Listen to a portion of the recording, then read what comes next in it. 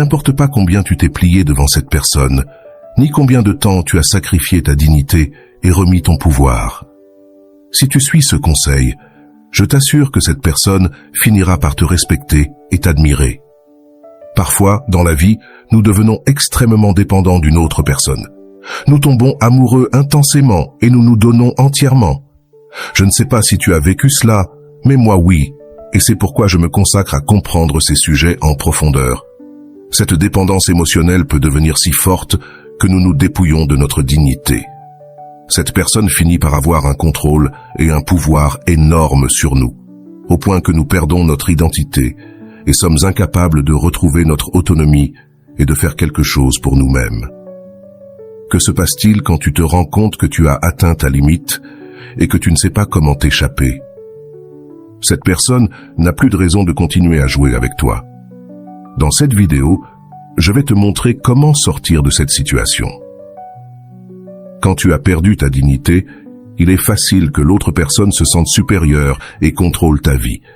Cependant, je t'assure que dans la plupart des cas, il est possible de récupérer ton pouvoir, ta dignité et de te libérer de ce jeu. Comment?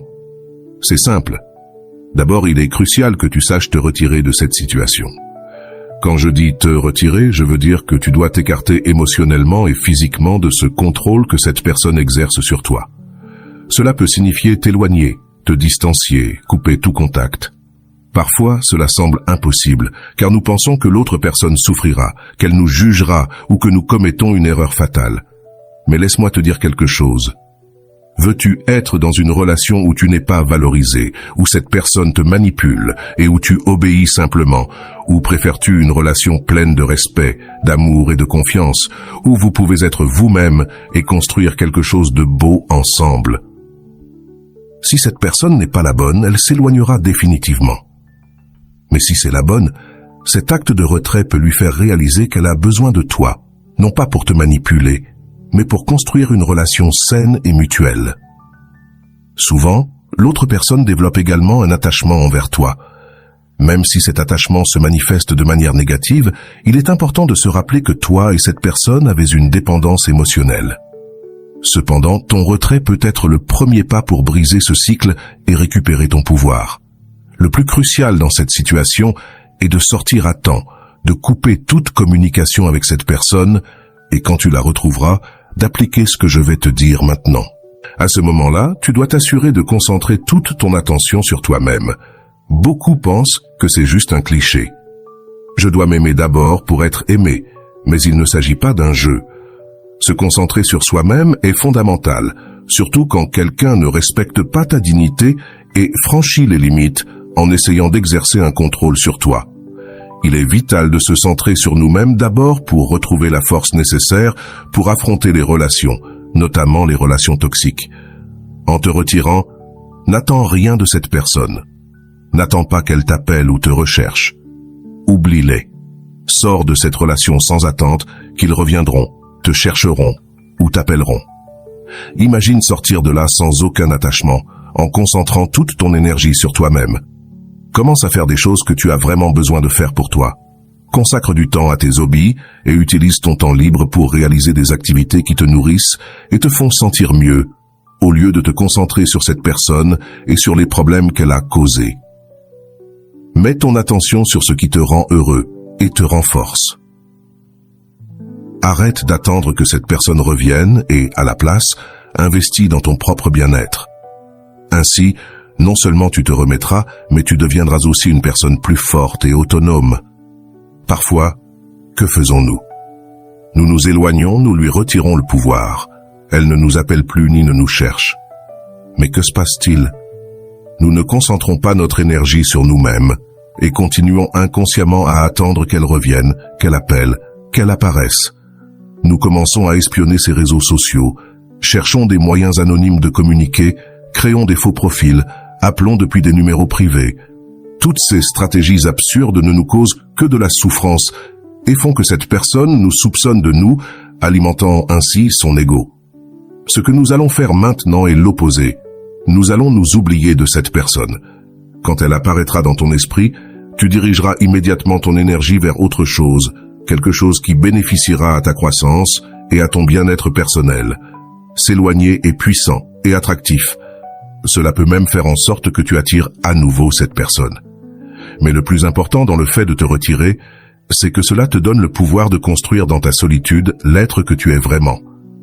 Nous avons beaucoup parlé de cela dans des vidéos précédentes, et ici je te laisserai quelques suggestions. Mais souviens-toi, le plus crucial en te retirant est que cela te permet de redécouvrir ton propre pouvoir et de construire ton identité sans l'influence de cette personne. Concentre ton énergie sur des activités qui te nourrissent et te font grandir, et tu verras comment ton bien-être et ton estime de toi se renforcent. N'oublie pas que tu viens d'une situation de dépendance émotionnelle. Ta vie a été déséquilibrée parce que tu as canalisé toute ton énergie vers une autre personne au lieu de l'investir en toi-même. La solitude, le fait de te retirer et de trouver ton propre espace, est essentiel pour récupérer ton équilibre. En sortant de cette relation, tu commenceras à noter des changements dans ton environnement, car tu ne seras plus constamment exposé à l'influence de cette personne. Une influence qui, bien que souvent toxique et douloureuse, génère de la dépendance. Curieusement, une fois que tu t'éloignes, quelque chose en cette personne fera qu'elle te manquera.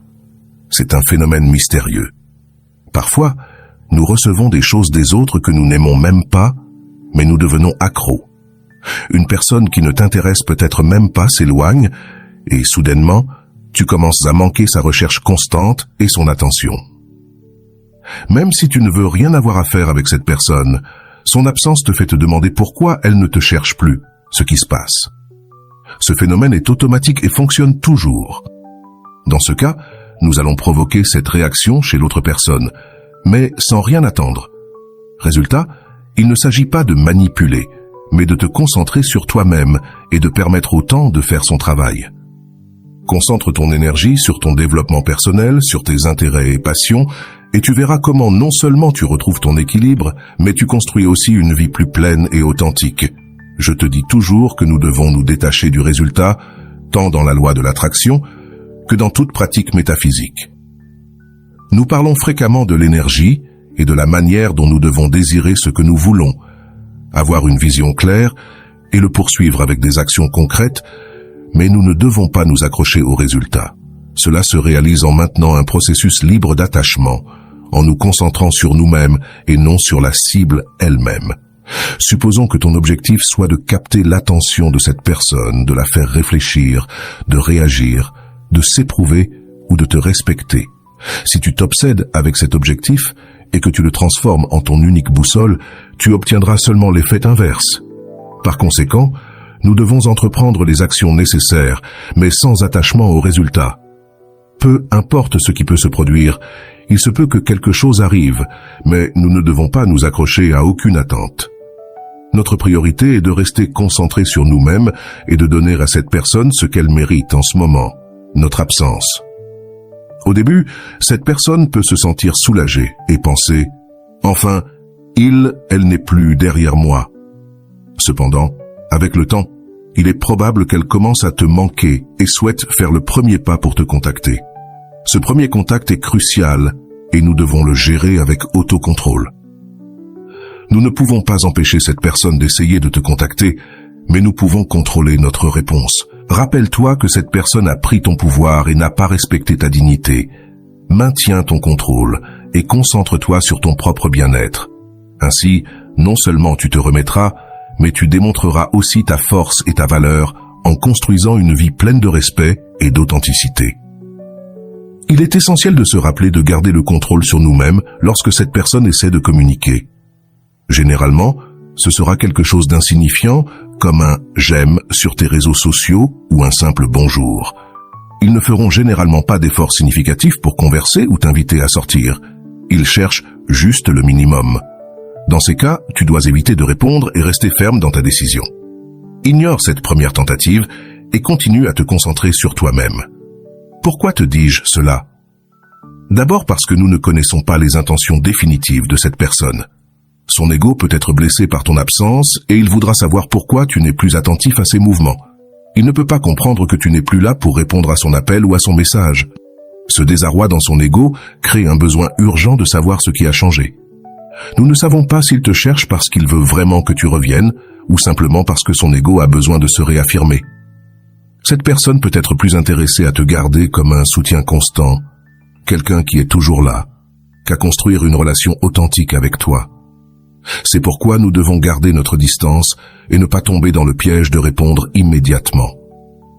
En ignorant ces tentatives superficielles de contact, tu ne fais pas que renforcer ton autocontrôle, mais tu envoies aussi un message clair que tu n'es plus disposé à participer à ce jeu. Tu te concentres sur ta croissance et ton bien-être, construisant une vie où tu es valorisé et respecté.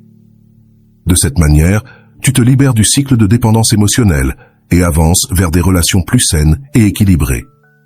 Alors, ne néglige pas cette tentative de contact, 1, 2 ou même plusieurs fois, selon la manière dont la situation évolue. C'est le moment de montrer que les choses ont changé. Avant, cette personne pouvait faire ce qu'elle voulait avec toi, mais maintenant, ce n'est plus le cas. Avant, chaque message te faisait réagir, mais maintenant, tu as le contrôle sur toi-même et tu ne vas pas répondre à ces jeux. C'est à ce stade que l'autre personne peut commencer à réfléchir. Cependant, je ne peux pas promettre que cela se produira dans tous les cas. Tu dois être complètement honnête avec toi-même et comprendre que cette personne ne répondra pas toujours de la manière que tu attends. Chaque individu a sa propre liberté et nous ne pouvons pas contrôler les décisions des autres. Il est important de ne pas s'attacher aux résultats. Il est possible que cette personne réfléchisse, change et te cherche sincèrement, reconnaissant qu'elle t'a blessé et voulant construire quelque chose de meilleur avec toi. Mais il est également possible qu'elle te cherche juste pour son ego, pour récupérer le contrôle et revenir à la même dynamique toxique. L'essentiel est de maintenir ton autocontrôle et de ne pas retomber dans le même cycle. Si cette personne ne veut que réaffirmer son pouvoir et recommencer à jouer avec toi, il est crucial que tu restes ferme dans ta décision de ne pas participer à ce jeu. Concentre-toi sur ta propre croissance et ton bien-être, et construise une vie où tu es valorisé et respecté par ceux qui t'entourent. De cette manière, tu te libères de la dépendance émotionnelle et progresses vers des relations plus saines et équilibrées. L'essentiel dans tout cela est de comprendre que quiconque essaie de te rabaisser ou cherche à se sentir supérieur à toi sans reconnaître ta valeur et ta dignité ne mérite pas d'être dans ta vie. Nous sommes tous des êtres humains qui méritent du respect. Tu as des qualités et des talents uniques, tout comme les autres, et nous recherchons tous l'équilibre dans nos relations. La dignité est un trésor inestimable que nous avons par droit de naissance, et nous ne pouvons pas permettre à quiconque de nous la ravir. Alors, Namour, ne reste pas dans des relations où ta dignité est volée. Retire-toi et observe si cette personne te recherche à nouveau avec des intentions sincères pour réparer les choses, ou simplement parce que son ego a besoin de se réaffirmer. Il est crucial que tu commences à te valoriser davantage. Personne ne peut te donner de l'extérieur ce que tu n'es pas capable de construire d'abord à l'intérieur de toi. N'oublie pas de t'abonner à cette chaîne, de mettre un j'aime et de partager ce contenu avec toute personne qui pourrait en bénéficier. Tu as le pouvoir de créer, de réaliser et de vivre la vie que tu désires. Il te suffit de te concentrer et de poursuivre tes objectifs avec détermination. Nous nous verrons dans la prochaine vidéo.